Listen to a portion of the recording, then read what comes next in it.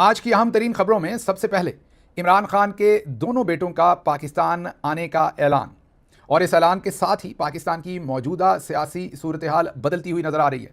इसके साथ ही साथ कुछ अहम सवालात हैं जो उठ रहे हैं, जैसा कि अगर इमरान खान के बेटे पाकिस्तान पहुंचते हैं तो पाकिस्तानी आवाम किस तरीके से रिस्पॉन्ड करेगी, इमरान खान की रिहाई की जो तहरीक है उस पर किस तरह के असरात होंगे, मौजूदा हुकूमत पर कितना दबाव होगा और कितने असरात वो भी लेंगे या उन पर पड़ेंगे।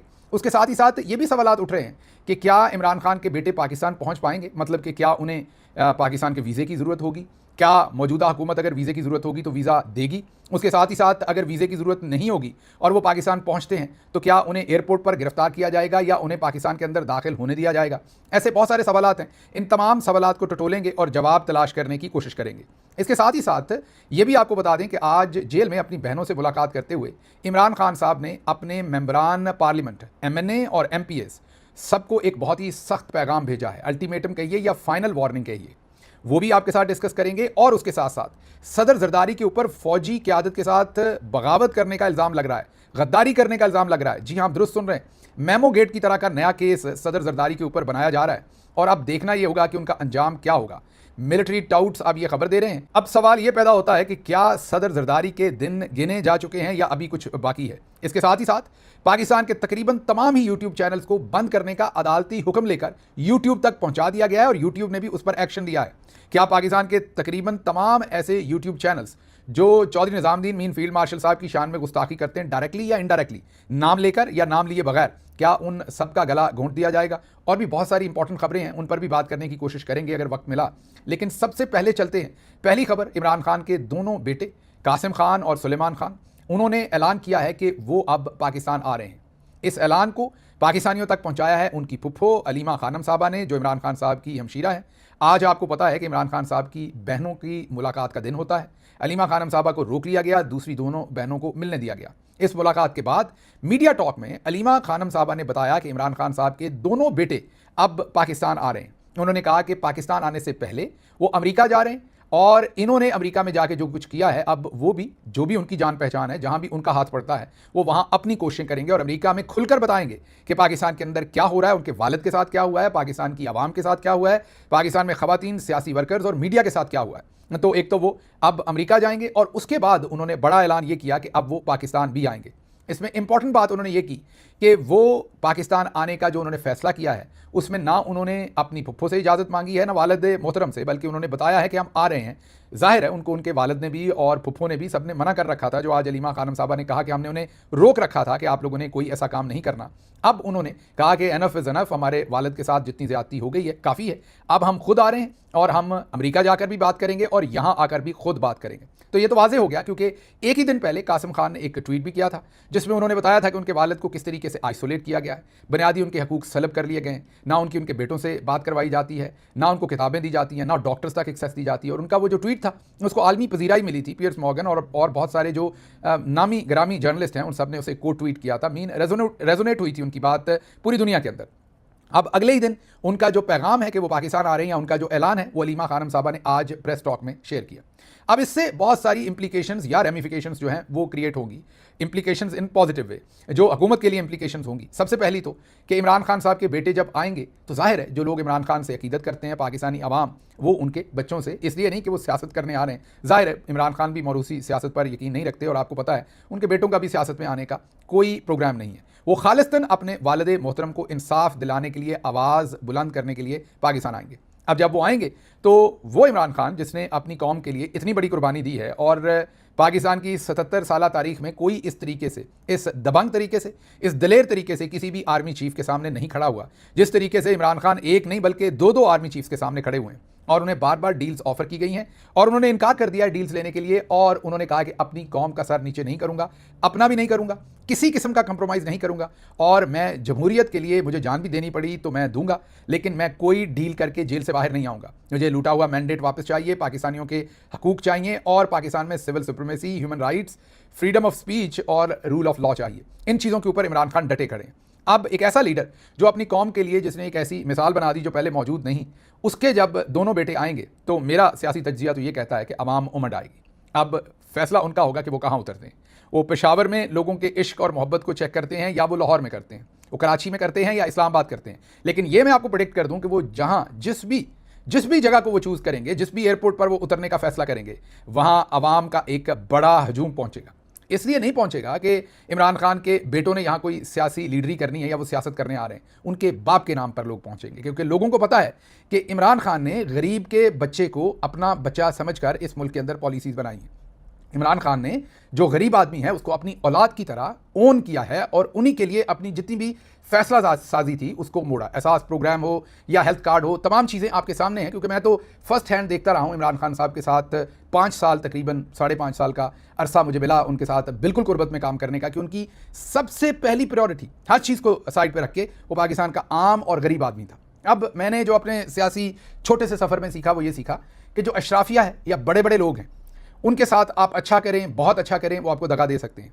गरीब आदमी के लिए आप अगर प्रैक्टिकली कुछ ना भी करें, इमरान खान ने तो प्रैक्टिकली बहुत कुछ कर रखा है, लेकिन यकीन करें अगर कोई शख्स गरीब आदमी के लिए प्रैक्टिकली भी कुछ ना करे, सिर्फ 2 अच्छे बोल दे, सिर्फ उनकी तरफ मुस्कुरा के देख दे, वो कभी उसको अकेला नहीं छोड़ते, वो उसके साथ कभी बेवफाई नहीं करते, वो उसके साथ खड़े होते हैं। तो मुझे ये लग रहा है कि अगर इमरान खान के बेटे पाकिस्तान के किसी भी एयरपोर्ट पर उतरते हैं तो अवाम का एक हजूम, एक समंदर वहाँ पहुँचेगा, और हुकूमत के लिए अगर हुकूमत का प्लान है कि उस एयरपोर्ट पर उन्हें गिरफ्तार कर लेंगे तो वो नामुमकिन हो जाएगा।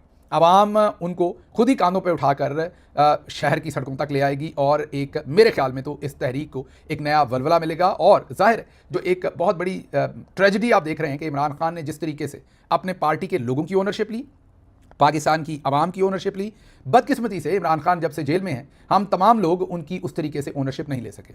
मैं बात कर रहा हूँ पार्टी का रैंक एंड फाइल हो, मैं हूँ या कोई और हो, हम उस तरीके से उनकी ओनरशिप नहीं ले सके जैसे हमें लेनी चाहिए थी। इसलिए जब उनके बेटे आएंगे, जाहिर है उनका वालिद है, उनके पास तो कोई और चॉइस नहीं, वो तो ओनरशिप लेंगे और जहाँ तक ले सके वहाँ तक लेंगे। और मैं आपको अभी बता दूँ कि जो इमरान खान का और पाकिस्तान के आम आदमी का रिश्ता है वो वैसा ही है जैसा इमरान खान का अपने बच्चों के साथ है। तो इसलिए पाकिस्तान की जो आवाम है वो बिल्कुल इमरान खान के बेटों के साथ उसी तरीके से खड़े होगी जैसे भाई भाई के साथ कंधा मिला के खड़ा होता है। तो एक तो मुझे एक बड़ी सियासी जो है वो तब्दीली आते हुए इमरान खान की जो रिहाई का सिलसिला होगा उसमें मुझे कम अज़ कम नज़र आ रही, डिपेंडिंग अपॉन कि उनका अराइवल कैसे होता है, कब होता है, किस जगह होता है, किस एयरपोर्ट को वो चूज़ करते हैं। This is very important. अब अगला सवाल, क्या वो पाकिस्तान आ सकेंगे?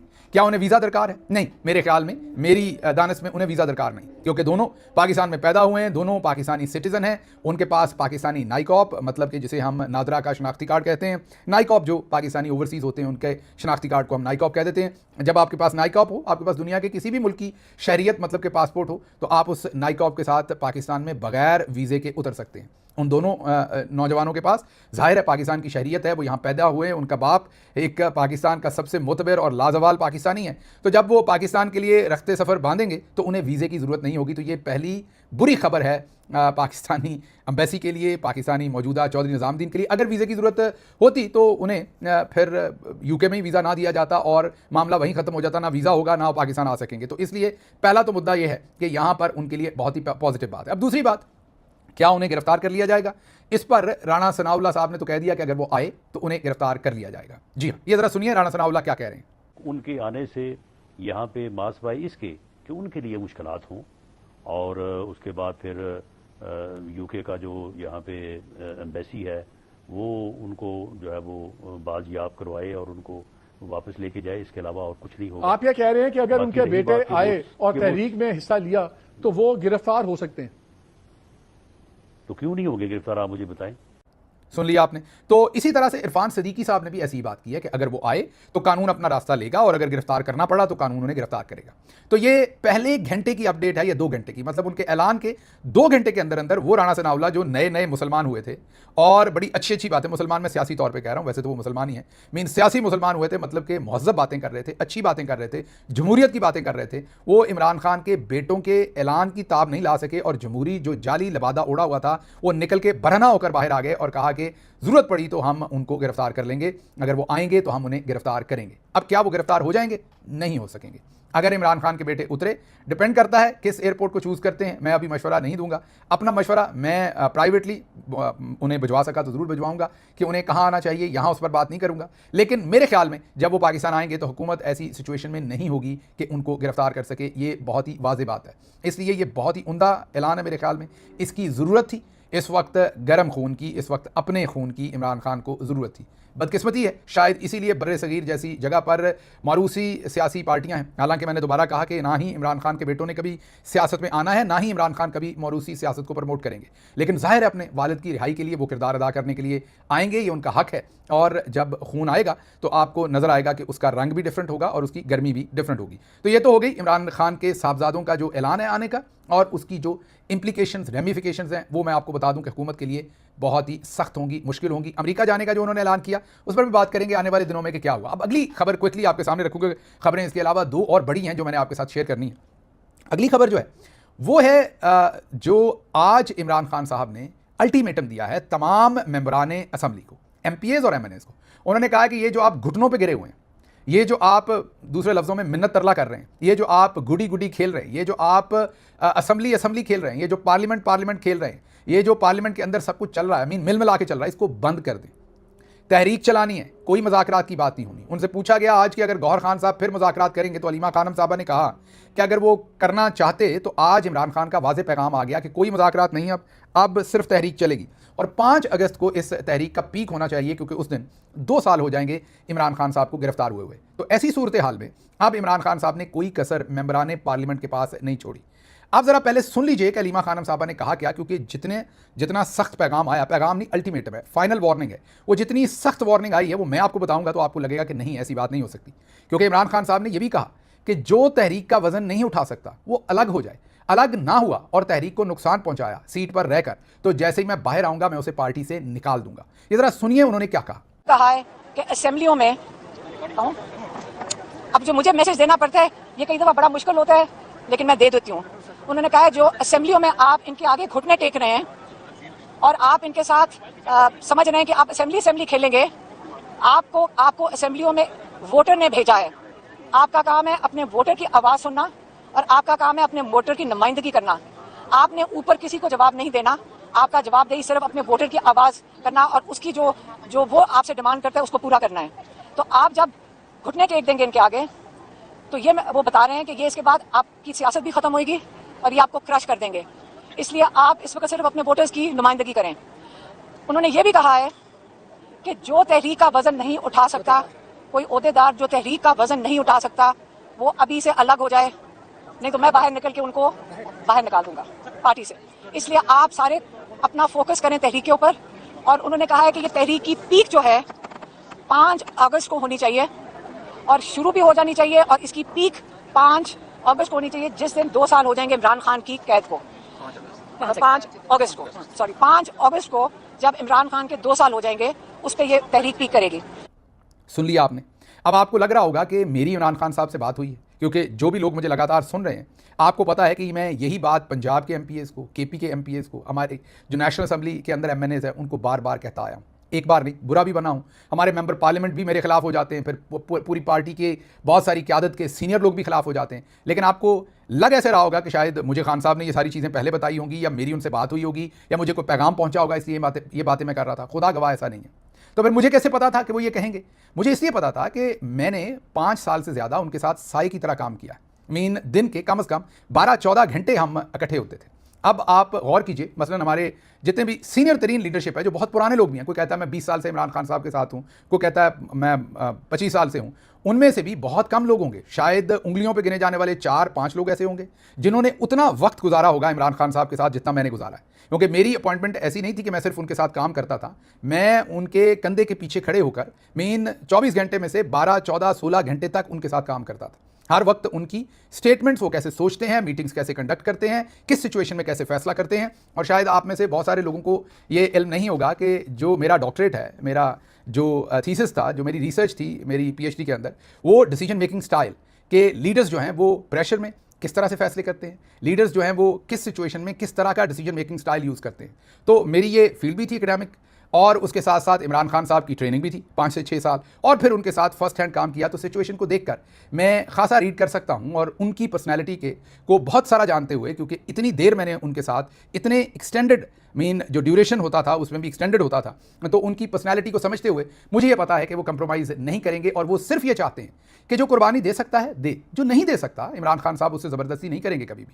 उसे कहेंगे आप बड़े आराम से शराफत से अलग हो जाएं, आप ये पोजीशन होल्ड करके रास्ता ना रोकें। और मैं यही गिला कर रहा था अपने पोजीशन होल्डर्स के साथ। जब मैं पार्टी के अंदर बात करता था, बहुत सारे लोग कहते हैं आप अमेरिका बैठ कर ये बातें कर रहे हैं, यहाँ आए ना तो आपको मज़ा आए। उनमें से कई ऐसे दोस्त हैं जो अमेरिका के चक्कर लगा के वापस जाकर ये बात कहते हैं। मैं उनको ये कहता हूं कि भाई आप तो चक्कर लगा लेते हैं, आप शाम में अपने घर सोते हैं, आप घर में नाश्ता करते हैं, वहाँ से निकलते हैं, अपनी गाड़ी पे निकलते हैं, वापस जाते हैं, आपकी फैमिली घर में रहती है। मेरे पास ऐसी कोई फैसिलिटी नहीं कि मैं पाकिस्तान आ सकूं और जा सकूं। आपके पास है कि आप बाहर आ सकें और जा सकें। इसका मतलब मैं आपको बुरा नहीं कह रहा, मैं ये नहीं कह रहा आप कंप्रोमाइज़ है, मैं सिर्फ इतना कह रहा हूं कि अगर आप एक तहरीक के लिए उस लेवल तक नहीं जा सकते तो आप मेरे पास आ जाएं। यहाँ आपको लगता है ना कि मैं बहुत कोई अच्छा किरदार नहीं अदा कर रहा, आप भी वैसा ही कर लें। आप मेरे पास आकर जो काम मैं कर रहा हूँ, फील्ड मार्शल साहब का नाम लेकर बात करता हूँ, स्टैब्लिशमेंट नहीं कहता, ताकतवर हल्के नहीं कहता, मैं मिलिट्री जनरल्स कह के सबके साथ नहीं चीज़ों को लपेटता, मैं सीधी बात करता हूं कि सारा काम फील्ड मार्शल आसिम मुनीर साहब कर रहे हैं। एक और भी बारीक वारदात लोग डालते हैं कई दोस्त, उन्होंने जब फील्ड मार्शल साहब का नाम लेना होता है तो किसी और का हवाला देते हैं। मसलन फलाने ने यह बयान दिया, मसलन कहेंगे एतजाज़ एहसन साहब ने कहा है जो करते हैं वो आसिम मुनीर साहब करते हैं।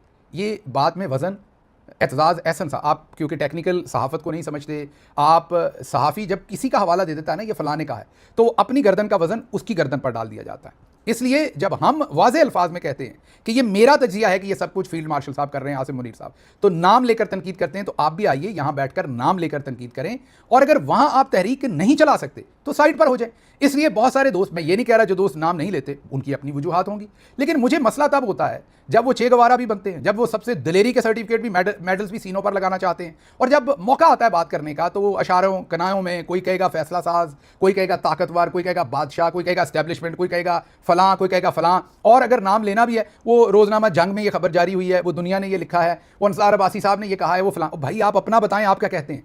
नाम लेकर खुद तज्जिया करें जो पाकिस्तान के अंदर सिचुएशन है। आप सियासतदान हैं, आप सहाफ़ी हैं, नाम लेकर बात करें। आपको गाली थोड़ी दे रहे हैं, आप सियासी सूरत हाल के ऊपर तज्जिया दे रहे हैं। बहरहाल वापस आते हैं तो इमरान खान साहब ने वही आज डायरेक्शन दी है जो बात मैं आपके सामने मुद्दत से कर रहा था, मेन पिछले 2-3 महीनों से कर रहा था कि जो वज़न नहीं उठा सकता वो साइड पर हो जाए। उन्होंने कहा कि एहतजाज करना पड़ेगा, कोई मुज़ाकरात नहीं, जो मेरे बयानिए का वज़न नहीं उठा सकता वो साइड पर हो जाए, वरना मैं बाहर आकर निकाल दूंगा। यही मैंने हाथ जोड़कर रिक्वेस्ट की थी कि ज़रूरी नहीं है हर शख्स कोई दलील का आदमी होता है, कोई पढ़ा लिखा आदमी होता है, कोई नेगोशिएशन बहुत अच्छी कर सकता है, कोई गोली चला सकता है, कोई मार खा सकता है, कोई मार सकता है। मैं लाइफ के अंदर पॉलिटिकल पार्टीज़ की बात नहीं कर रहा, जनरली लाइफ में कोई पढ़ा सकता है, कोई पढ़ सकता है, कोई आर्गूमेंट कर सकता है, कोई वकील है तगड़ा, सबका सारा काम नहीं होता। तो इस वक्त अगर चंद ओवर रहते हैं, रन रेट बहुत ज़्यादा है, तो डिफरेंट किस्म के बैट्समैन चाहिए। अब शोएब मोहम्मद जैसा बैट्समैन जो रोक के खेले वो इस वक्त दरकार नहीं है, सूरत हाल इस वक्त ऐसी नहीं है। तो फिर आपको पता है कि टेस्ट क्रिकेट के अंदर कई दफ़ा आप लोगों को पहले ही बाहर बुला लेते हैं, आपको पता है इस बात का, और उनकी जगह पर नया खून अंदर भेजते हैं जो परफॉर्म करे। तो मेरी तो अपने दोस्तों से यही है कि आप अगर परफॉर्म नहीं कर सकते साइड पे हो जाइए और अपनी जगह किसी और को दीजिए जो परफॉर्म करे। आज खान साहब ने भी यही पैगाम भेजा, जो बातें हम पिछले कई दिनों से कर रहे थे।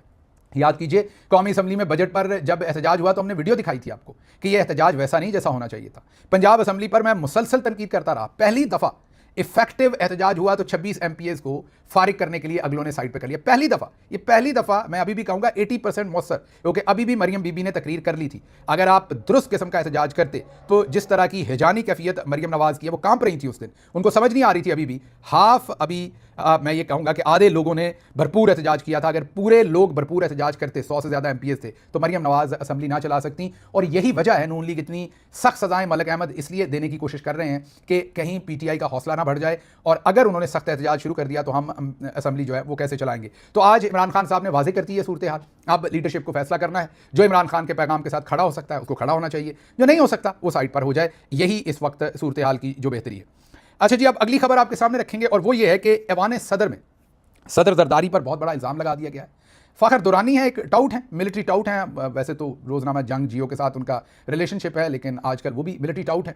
और उन्होंने खबर ये दी है कि सदर जरदारी के ख़िलाफ़ अब जो मिलिट्री लीडरशिप है वो बहुत सख्त खिलाफ हो गई है और वो उनको अब सख्त सज़ा देना चाहती है। सख्त सज़ा का मतलब ये है कि उनके खिलाफ कार्रवाई होगी। इल्ज़ाम ये लगाया कि जुलाई 2024 में नहरों के बारे में, ये जो 5 नहरें निकालनी थी शायद, ये 6, वो ज़रिया सिंध से वो जो नहरें निकालनी थी उसके बारे में वहाँ पर एक मीटिंग हुई, जिस मीटिंग में सदर जरदारी थे, आज के DG ISI थे और एक दो और मोहसिन नकवी साहब थे और एक आध और को फौजी शख्सियत थे। और उस मीटिंग की तमाम जो इन्फॉर्मेशन थी वो लीक की गई और सदर जरदारी ने बाहर जो सिंध के कॉम्प्रेस लीडर हैं उनको लीक की और उन्होंने एहतजाज करने शुरू किए। अब ये इल्ज़ाम है कि सदर जरदारी ने जो अंदर मिलिट्री लीडरशिप के साथ और मोहसिन नकवी के साथ मीटिंग हुई उसको बाहर लीक कर दिया, बिल्कुल वैसे ही जैसे उन पर मेमो गेट का इल्ज़ाम लगाया गया था। अब क्योंकि ये खबर मिलिट्री टाउट दे रहे हैं, ये जहन में रखिए कि अंसार अब्बासी साहब के छोटे हैं जो ये खबर दे रहे हैं, तो इससे अंदाज़ा कर लीजिए कि जनरल्स ये खबर खुद दिलवा रहे हैं। तो हमने आपको बताया था कि जी का जाना ठहर गया, जरदारी साहब की अब तब्दीली, और हमारे बाद आपको पता है कि बहुत सारे और जर्नलिस्टों ने भी इस पर बात करना शुरू की कि जरदारी साहब अब बदलेंगे। तो अब मामला उस तरफ जा रहा है कि जरदारी साहब पर एक नया मेमो गेट जो है वो बनाने की भरपूर तैयारी कर ली है और देखते हैं कि अब इस सारे मामले के अंदर उनके साथ क्या होता है। लेकिन मेरे ख्याल में सदर जरदारी को अब हटाया जाएगा किसी भी तरह से, भले ये प्रेशर डाल के कि उन्होंने गद्दारी की है और वो टाउट्स के थ्रू अगर ये खबर दिलवा दी गई है तो उसके बाद आप सोच लें कि उनके गिर्द घेरा तंग किया जाएगा। हालांकि अगर देखें तो ये जो मुलाकात हुई थी जुलाई 2024, इसकी तो बाकायदा प्रेस रिलीज और सब कुछ उसी दिन जारी किया गया था। तो फिर ये कहना कि उन्होंने ये खबर लीक कर दी थी, ये बहुत ही स्टूपिड बात है। लेकिन आपको पता है जब हमें कोई अपने ऑब्जेक्टिव अचीव करने हो तो हम जितनी भी स्टूपिड बात हो, भले 9 महीना करवाना पड़े, हम वो कर देते हैं। तो सदर जरदारी क्या चीज़ है, तो लग ये रहा है कि सदर जरदारी बुरी तरह से मुझे फंसते हुए नजर आ रहे हैं। अब देखते हैं वो कैसे निकलते हैं। लेकिन ये ज़रूर है कि उन पर, मैं ये कहूँगा, उनके साथ मुकम्मल जो सियासी इख्तलाफ होने के बावजूद, उनके वो करप्ट तरीन सियासतदान है, ये करप्ट तरीन सियासतदानों में से एक है, उसके बावजूद मैं ये कहूँगा कि इल्ज़ाम उन पर गलत लग रहा है। मैं यूट्यूब चैनल्स बहुत सारे बंद हुए हैं, उसमें मेरा नाम नहीं है, उसमें शहजाद अकबर साहब का नाम नहीं है, उसमें वकार मलिक साहब का नाम नहीं है, उसमें आदिल राजा का नाम नहीं, उसमें और कई नाम मौजूद नहीं है। इस सारी चीज़ को मैं तफसील के साथ आपके सामने रखूंगा, रखना भी चाहता था, खबर लंबी हो गई। सुबह के व्लॉग में तफसील से रखूंगा हमारे साथ क्या अलग हो रहा है, उनके साथ क्या हो रहा है, क्या होगा, क्या पाकिस्तान सारे के यूट्यूब बंद हो जाएंगे और FIA क्यों भाग रही है सारी चीज़ में से, अदालत ने क्या ऑर्डर किए हैं, अमरीकी अदालत क्या करेगी इस पर।